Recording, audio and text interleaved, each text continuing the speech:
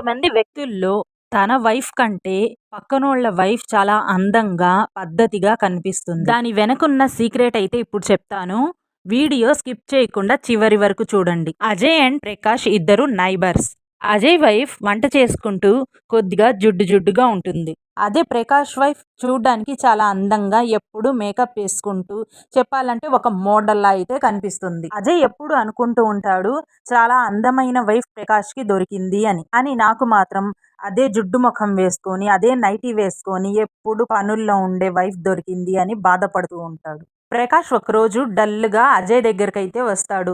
అప్పుడు అజయ్ ఎందుకు అలా డల్‌గా ఉన్నావు అని అడుగుతాడు. ఏం లేదులే నా భార్య గురించి బాధపడుతున్నాను అంటాడు. ఎందుకు నీ భార్య అంత అందంగా ఉంటదిగా ఎందుకు బాధపడుతున్నావు అని అడుగుతాడు. అప్పుడు నేను కష్టపడి సంపాదించిన డబ్బు మొత్తం తన మేకప్‌లకని, డ్రెస్సులకని పెట్టేస్తుంది. నేను ఆఫీస్‌లో అంత కష్టపడి అలసిపోయి ఇంటికి వెళ్తే గ్లాస్ మంచినీళ్లు ఇద్దామనే కామన్ సెన్స్ కూడా తనకి లేదు. పిల్ల స్కూల్ నుంచి వచ్చినా ఫోన్ స్క్రోల్ చేసుకోవడం, మేకప్ వేసుకోవడం తప్పితే వాళ్ళతో కొద్దిగా ఆడదాము, మాట్లాడదాం అనే ధ్యాసే ఉండదు. లేకపోతే షాపింగ్స్ చేయటం. ఇది తప్ప ఇంటి బాధ్యత అనేదే లేదు. అదే నీ వైఫ్ అయితే అందంగా రెడీ అవ్వకపోయినా ఇంటిని చాలా అందంగా పెడుతుంది, నీట్ గా పెడుతుంది. ఆఫీస్ నుంచి అలసిపోయి వస్తే టేస్టీగా వండి పెడుతుంది.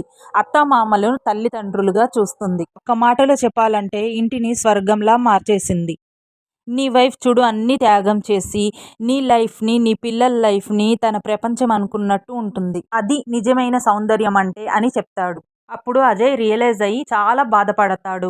ఇంట్లో బంగారాన్ని పెట్టుకొని పక్కింట్లో ఇతడి కోసం నేను మనసు పారేసుకున్నానా అనేసి. ఇంట్లో ఉన్న ప్రతి హౌస్ వైఫ్‌లు కూడా ఇంటి పని చేసుకుంటూ, పిల్లల్ని చూసుకుంటూ బాధ్యతలని నెరవేరుస్తారో నా దృష్టిలో వాళ్ళందరూ కూడా మేకప్ వేసుకోకుండా భూమి మీద తిరిగే ఈళ్ళే నిజమైన అందగత్తెలు, దేవతలు. నేను చెప్పిన దానికి మీరు యాక్సెప్ట్ చేస్తే ఒక కామెంట్ చేయడం మర్చిపోవద్దు.